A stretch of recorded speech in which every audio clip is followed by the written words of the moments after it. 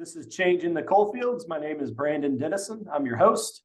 And this week we have a friend and colleague named Ruston Seaman. Ruston's the executive director of an amazing group called New Vision and has a great story about positive change in West Virginia. So Ruston, thanks for coming on the podcast. It's great to be here today. See everybody. So I'd like to go back to the beginning in a second, but here at the top, tell us about your organization and some of the goals and priorities you have. Well, New Vision, we're a Christian community development organization, so we try and look at the whole environment.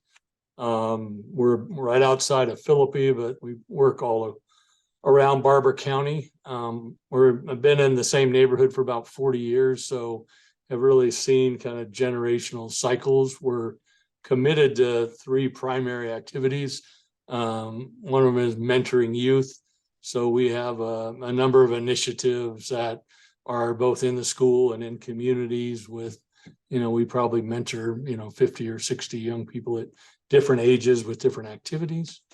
Our second initiative is called Re-energizing Communities. And that's partly where we try and be a catalyst for sometimes it's helping communities fix their buildings. A lot of times it's incorporating some leadership change. We try and develop resources. We have a small network of communities that we work with up here. That's probably in part why we got connected with you at Coalfield, is there aren't, a ton of organizations in the state that are really focused on community level and environmental change like you all are. And part of our inspiration. And then the third initiative has evolved over time. We started with, we made renewable lighting. Actually, it was an interesting initiative where as a community, we manufactured 4,000 solar lights and we figured out how to get them, in the world in 39 countries. And that initiative has kind of morphed itself into a category we call community production. We operate a community maker space.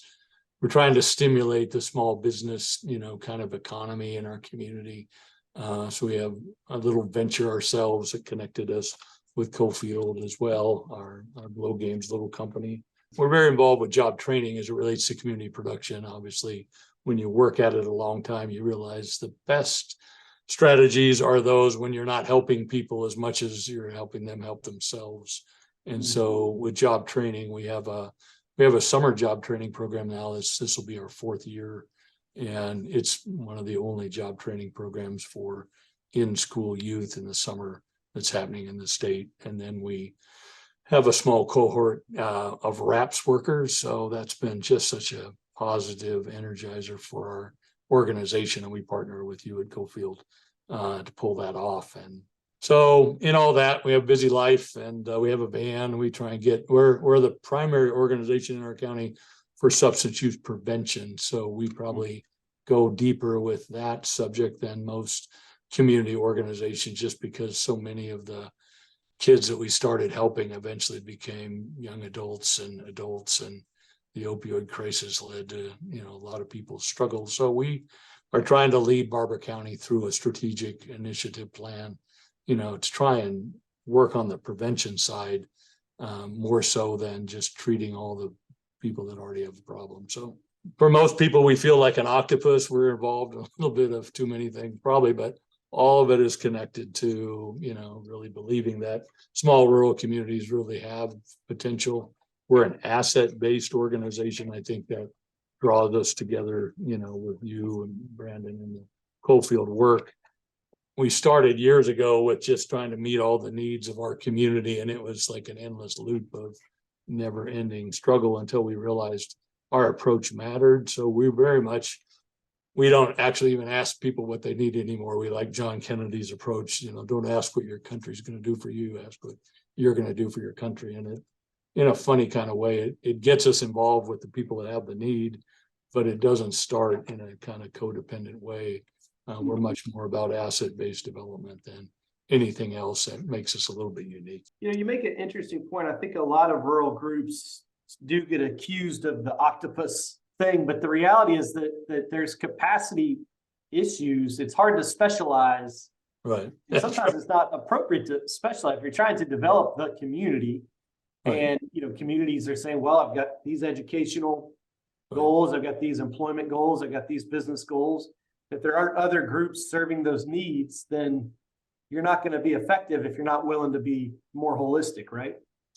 I think you're right. I mean, I think if everybody would think more about what family practice medicine is, the doctors that are serving Great in the analogy. community, they have to have a knowledge of a lot of things, but none of them are brain surgeons. None of them are, they refer those kind of specialties. So I would say, yes, you're right. And in terms of the leadership that we are as an organization, we are pretty knowledgeable about a lot of different things.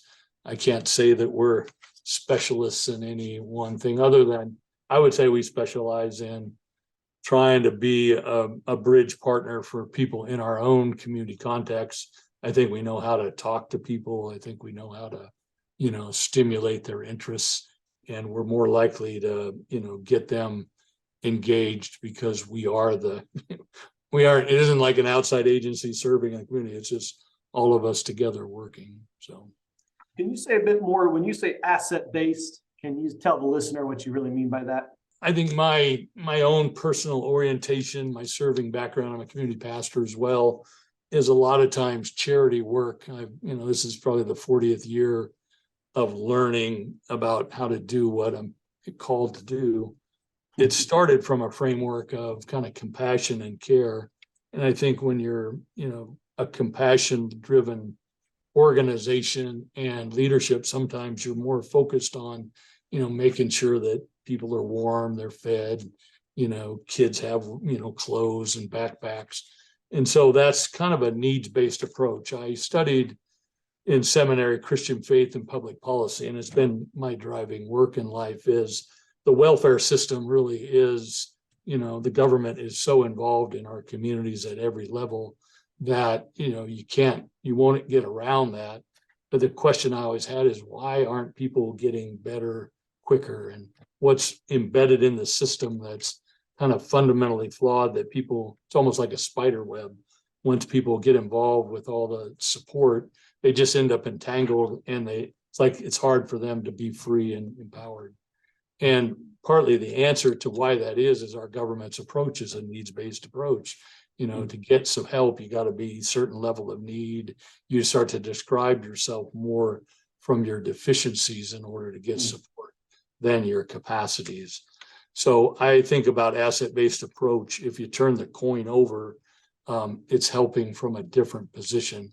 And it's not totally the opposite of needs-based work, but in essence it is, because you don't start by asking people what they need. You start by asking people what interests and capacities do you have, and you're assessing your community. And when you're all done, you're not feeling depressed and overwhelmed because, my God, there's so many needs. You're actually energized. And that's why our name is New Vision.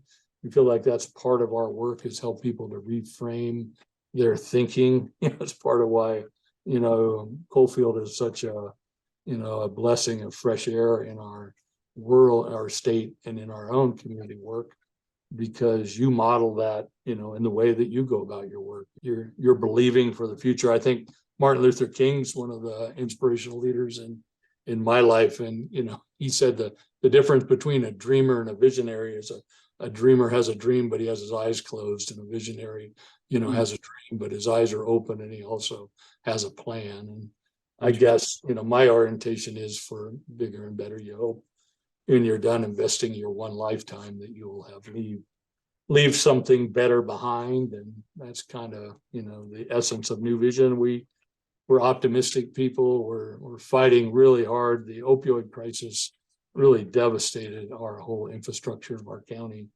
Our whole state has the problem of families that are broken, but our county's up to about 60% of the kids in the school system aren't living with their parents. And I think, our statewide average is about 51% now. And, it's just like, okay, what do you do about that? And so we've kind of backed up a little bit, and we're back down to mentoring young children and, they're young adults that have kids, like when their kids are in first and second grade, trying to talk to them about how you're going to plan to be a parent for the life of your kid.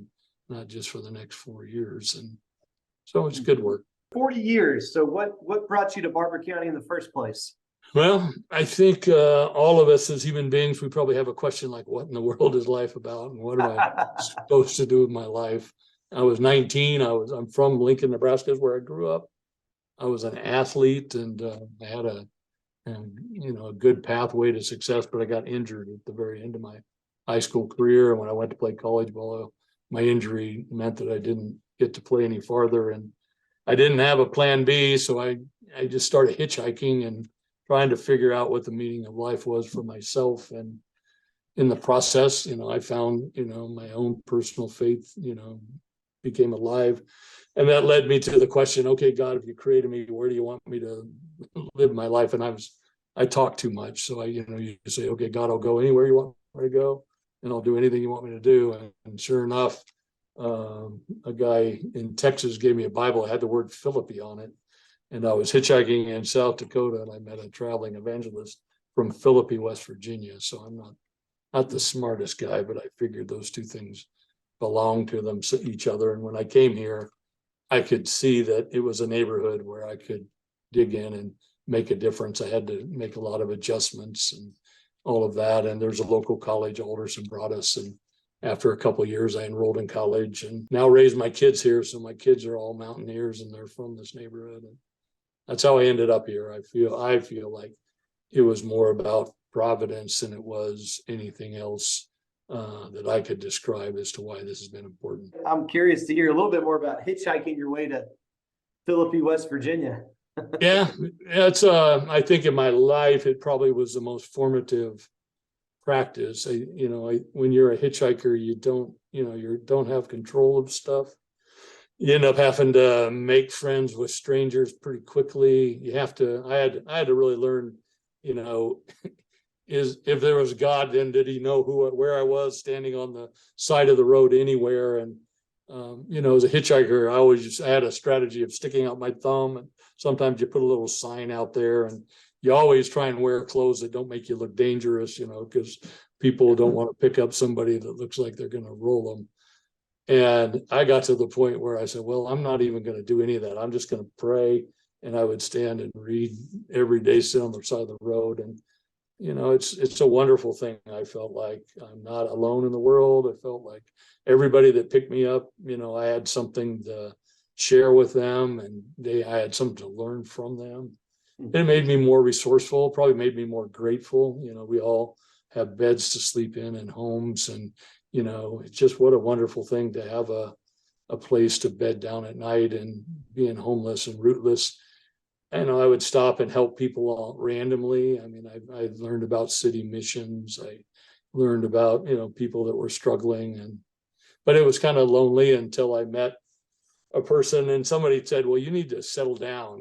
My mom especially, she hated it that I was kind of a rambling. She never knew where I was, and when I came here, she wasn't so sure she liked West Virginia. It's a long ways from Nebraska. But anyways, I've come to love the mountains. As a kid, I had posters in my bedroom of forests. I don't know why. In Nebraska, the Nebraska State Forest, you would laugh. It's about 1,000 pine trees in the middle. They literally have a sign. They call it, you're now entering the Nebraska State Forest. And, literally within 4 minutes, you're now exiting the Nebraska State Forest. So anyway, and I was a city boy, so living in the country, I don't know, that. So by training like that, I love meeting people, and, you try, and some people you meet, you'll never, ever meet again in your life as a hitchhiker, but sometimes you make friendships. I still have some people that 40 years later, Amazing. We still communicate with each other. And some people would say it's random, and I think, God brought them into my life. And so you met a preacher from Philippi, West Virginia? Yeah, his name was Reverend Frank Peoples. He was the first African-American student at Salem College back in the 50s. He became a pastor in this community. It's of the AME Church, which is African Methodist Episcopal. So he was a gospel pianist as well as a preacher. So back in the 80s, revivals were big deals everywhere around here. And we would go with him to revivals. And so I learned, I didn't even know what a revival was from the Midwest. And his home was, he raised 14 foster children. We actually helped people get out of jail and prison, so his house was kind of a house of ministry. And he was a pastor in the community for 37 years.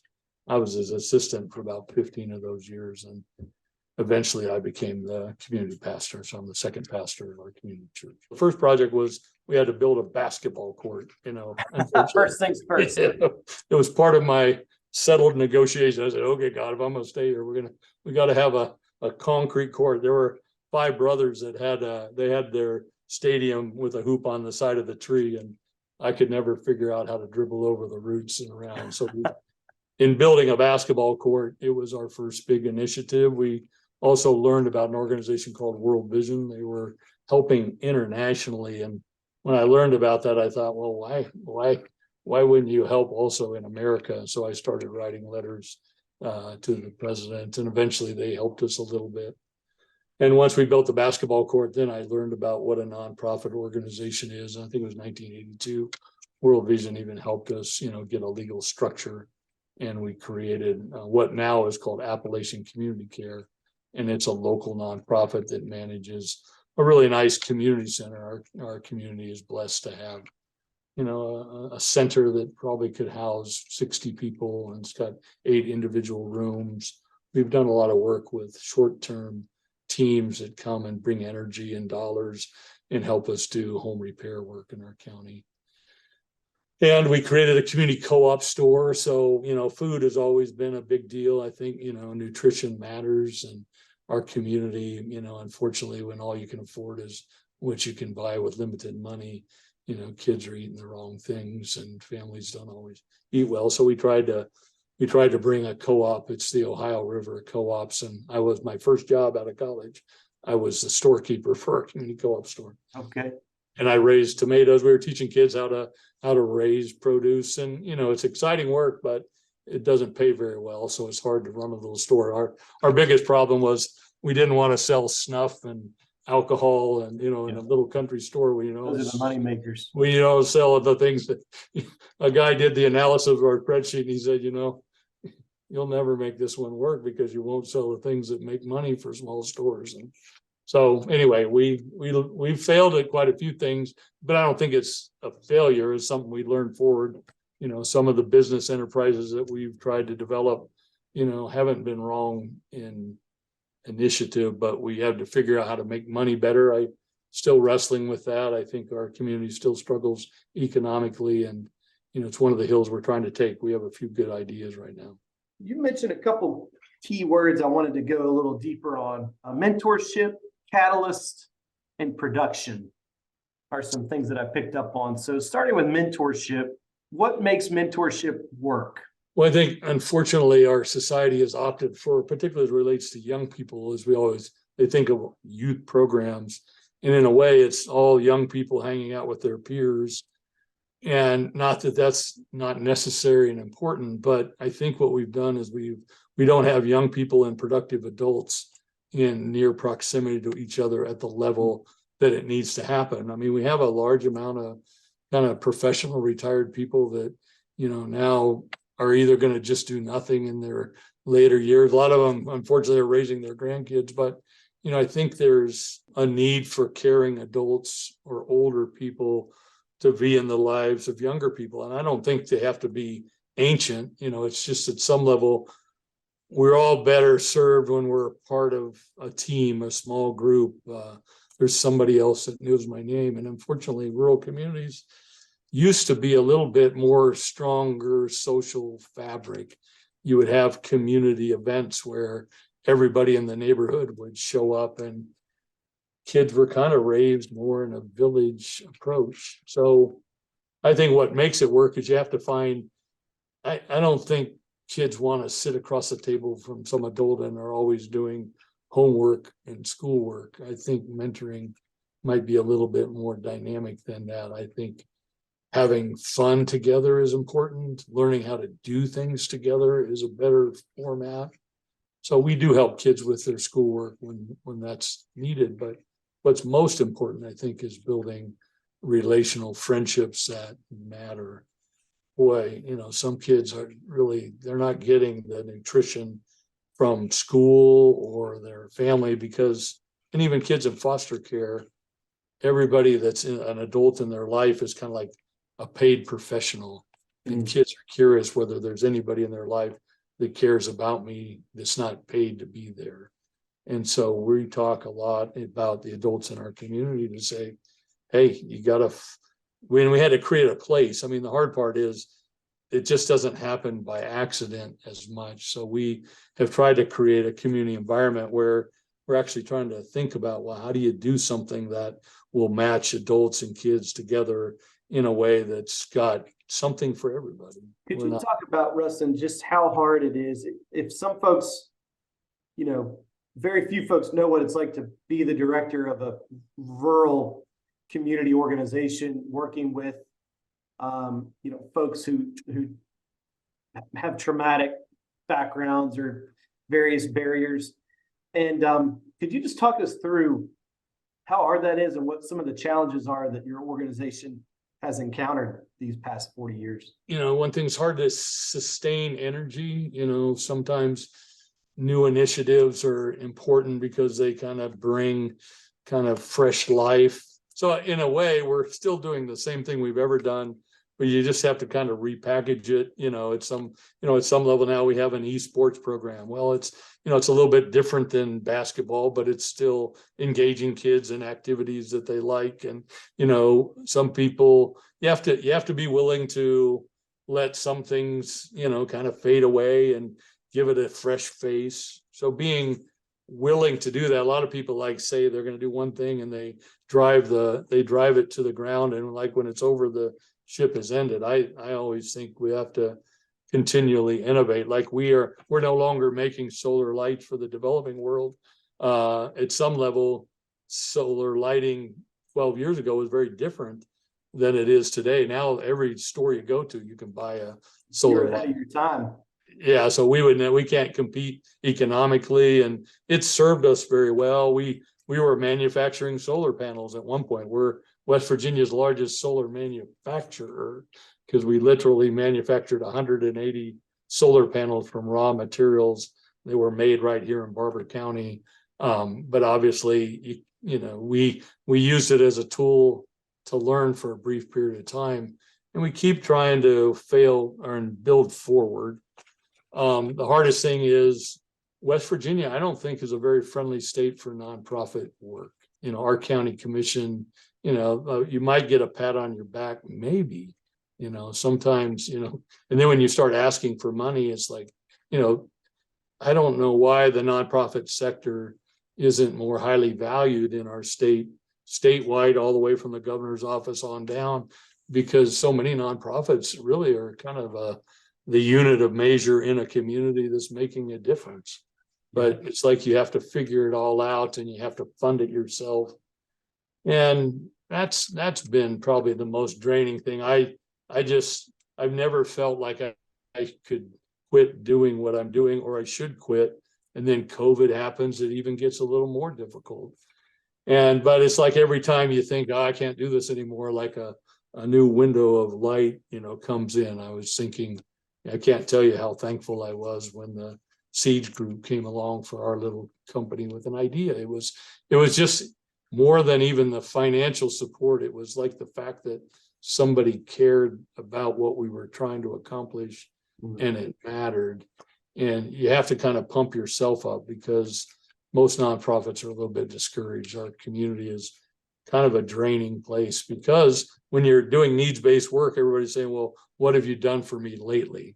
And that's where I think the shift to asset-based work has helped us a little bit in sustainability, because we're not as larger than we used to be, but the people that are helping us now are people that are coming to our work feeling like there's some way that they should be involved in something they have to offer. So I think we have more fundamental structure to build from today than we did even when we were doing more work with more families. Really interesting. Another word was catalyst.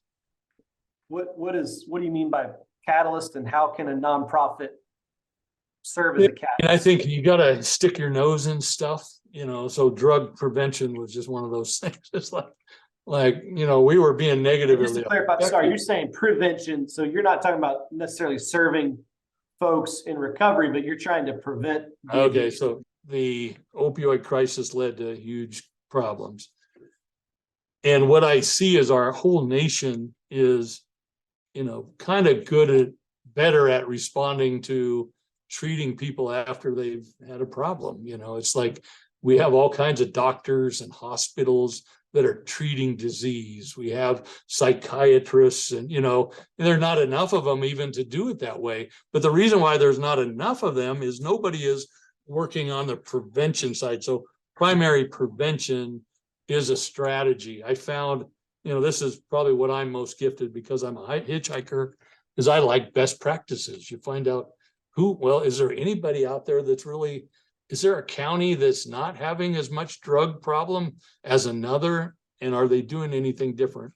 I found out the country of Iceland is a country that 20 years ago, they were the worst in Europe. And now they don't even talk about substance abuse problems because they have a national strategy. So I literally found a way to get money to where I've been to Iceland now twice to look at what they do and how does it work and why does it work and how can you apply some of that in our own country context. And so that's what being a catalyst is. We've applied for $1 million as a county and we got funded for treatment, recovery, and prevention. Prevention was the smallest amount of it because HRSA wanted to give more money to treat people in the crisis. Well, that's fine. So, we're now going to apply for another $750,000, all of it related to prevention work. So as a catalyst, I get everybody saying, like our local clinics are adding since COVID, we have more mental health therapy people than ever before. It's wonderful for our county to have some treatment available, but they haven't started applying health and wellness. I'm a big believer we need more health and less medicine. I think it would be a better day if we were investing more resources as a county, helping everybody be more physically fit, mentally fit. And to be a catalyst, you have to say, same thing with economic development. You kind of assume somebody is responsible for being the driver of that in our county. There's some systems, but if they're not succeeding in any kind of way, then I think you get called in to say, well, what can we contribute? And I don't think we want to build an organization that's the solver of all that, but I do think we can call people together. When you're in a place for 40 years, I know everybody that's a leader of anything in Barber County. And they kind of know, not everybody likes to work together, but at least everybody knows one another. Like when COVID happened, our county was, I think, modestly successful at pulling ourselves together because we now had a common enemy to fight. And our county plan worked, relatively well. And so. How many people live in Barber County? 16,000 people. And I think that's part of why we're hopeful is to have a model that works is can you solve drug abuse problems in a small county? Well, if you can't do it in a small place, it's a lot more difficult, in bigger cities where it's more complicated and there's just more lives on the line. But it's still just as hard here. But anyway, at the end of the day, I think we are able to measure some things in terms of how are we doing because we know the number of kids in the school system there. All the principals are people that we see at the grocery store. In Barber County, there's only one place to buy groceries. So, you're more likely to know your neighbors in a geography where and there's more racial diversity in Barber County than a person might have first assumed, right? Well, exactly. And it's most people don't know this, but Alderson Broaddus University is the most racially diverse university in America because they have so many athletes that are, it's a smaller number of population and they recruit Division II athletes. So in terms of racial diversity, it's that. In our own community, we're a racially mixed community and it's not high, but anyway, there is diversity. Yeah, more than a lot of folks assume. So another word that caught my attention was production. And I like that because you and I share, we're sort of cut from the same cloth in a lot of ways. I think this asset-based approach for sure, the willingness to innovate, not sort of reframing failure. So we've always just sort of connected from day one. But also it's got to be tangible, right? Like community members are tired of having meetings and being asked, what are your problems and how many of those problems do we have, and want to be a part of something real that we can see and touch and feel and experience and be a part of. Exactly. And, and I think at the most basic level, if you're economically, if you say you're kind of poor, you have poverty, it's just the income and the out, where do you get money into the economy and how do you keep it circulating in our county? That's always been something that's important. So like when we were making solar lights in our community, that we found the money from donors, but we were producing the product right here in our community. And at some level, every time you took a box of them to the, to be sent away, it represented the right kind of progress. Our community is in a wonderful forest. I mean, my gosh, this is the most beautiful hardwood forest in the world, and why aren't we producing, oak and walnut, why not wood pieces? So, we're very fascinated with what you all are doing with Saw's Edge, and we're excited that we're finally starting to make momentum all the way now.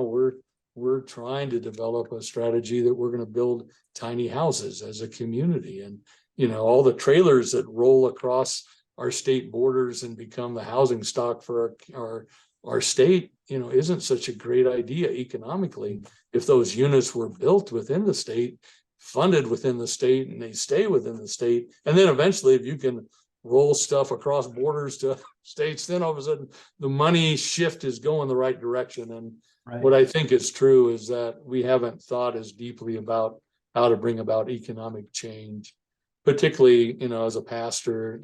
Some people think about helping people with clothes and food, but they don't think about stimulating businesses as actually a great mission. And so we see the challenge and the opportunity. I can't say that we've developed all the muscles we need, but we're sure trying to make the big swing. What you all did, with the, Build Back Better strategy is inspiring.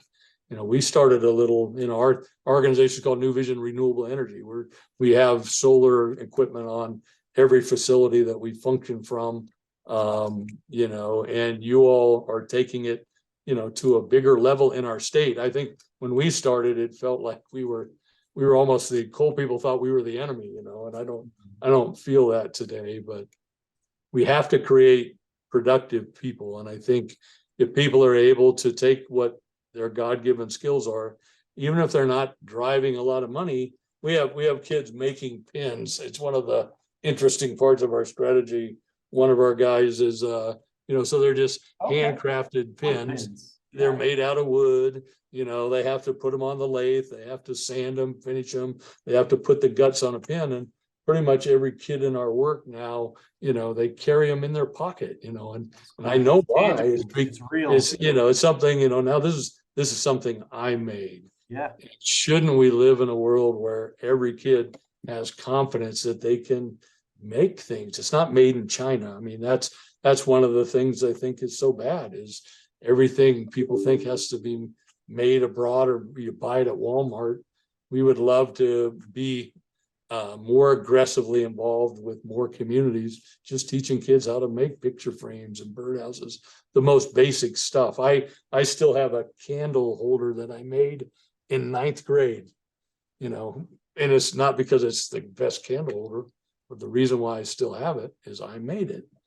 And it was funny, we were making cutting boards in shop class, and it was an outline of a fish. And so I was with my best friend from kindergarten. I was at his house in Nebraska, and guess what I saw? I saw his cutting board that was a fish. And I sent him a picture. I still have it. It's now 40 years old, but it was the same thing. And he kept it for the same reason I kept mine, because I made it. It's real. I think our communities will be better off if there are more things, community art, community supplies that we make. So last question here. 40 years is it's inspiring how much, truly, Rustin, it's inspiring your faithfulness and your innovation and your boldness. Biblically, that's a significant number, right? I mean, Yep. 40 years in the desert, 40 years in the wilderness, 40 years of fasting. So I just wonder if you're reflecting on the significance of that number. And then I wonder what changes you hope New Vision will be inspiring in the next 40 years. Well, it's great, Christian. I was really hopeful that 40 years meant that it was finally time I could retire in the beach. And like, I was thinking every time I go to the summer vacation, there's a little chapel by the seaside. And I was thinking, I keep listening for that voice.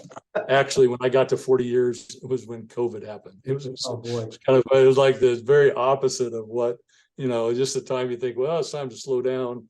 It became, now it's not that time to speed up. So anyway, our son's a senior at WVU. He's graduating in landscape architecture.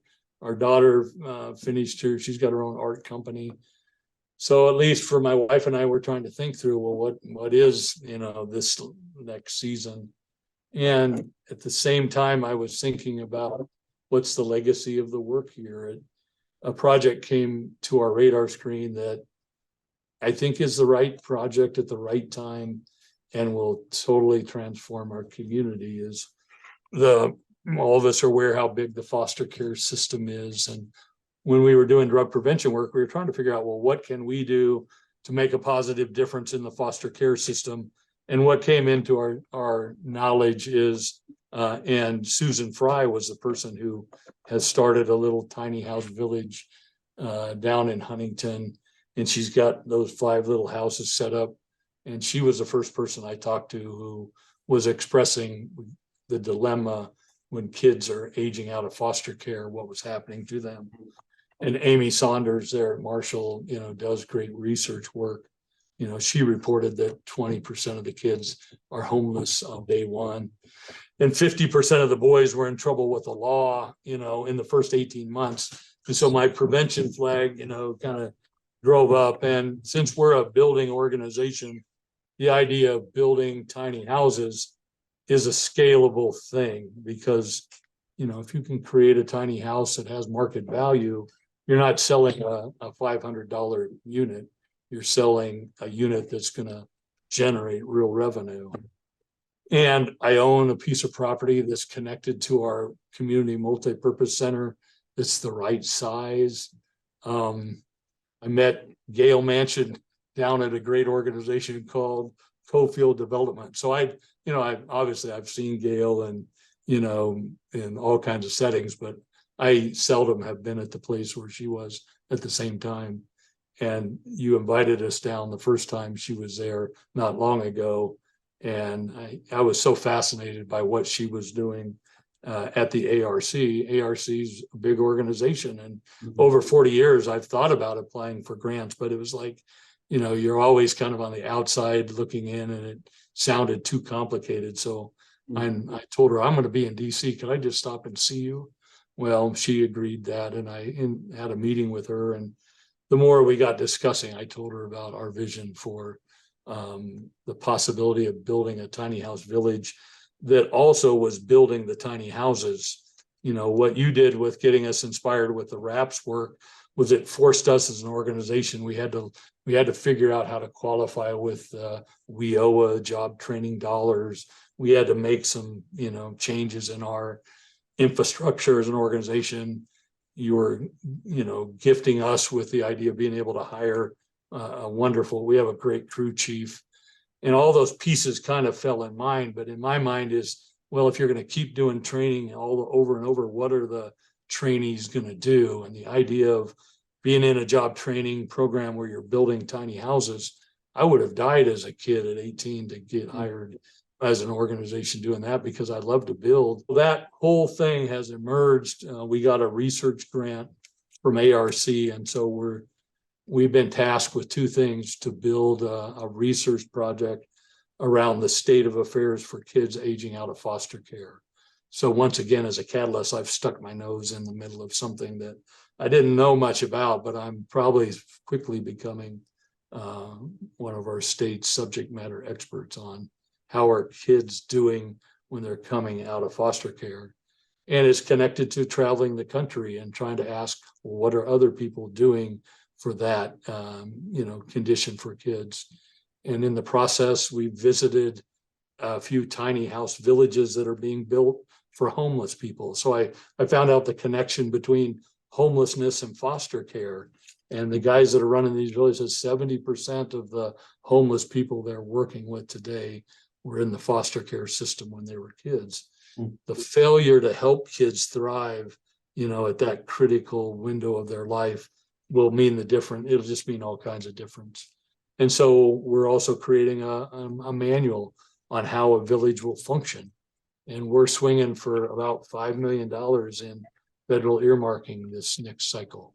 That would have been such a big stretch for me, but like you guys going for Build Back Better and coming up with a plan that generated $63 million worth of interest said to me, like, who am I to doubt that we could win at $5 million? So that would be the legacy, is that our neighborhood, we do have, I believe, probably the most exciting multi-purpose community center in all of West Virginia.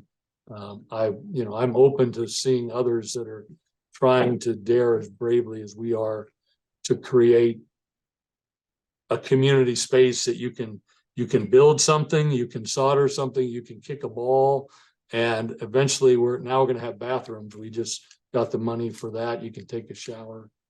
And that multi-purpose space now will be connected to a village of, I just, in my mind, I'm a visionary, but I have my eyes open. We got to go get the dollars and secure the win, but eventually to have 25 little houses in a little space right on top of our community center will mean that our neighborhood won't perish when I'm gone.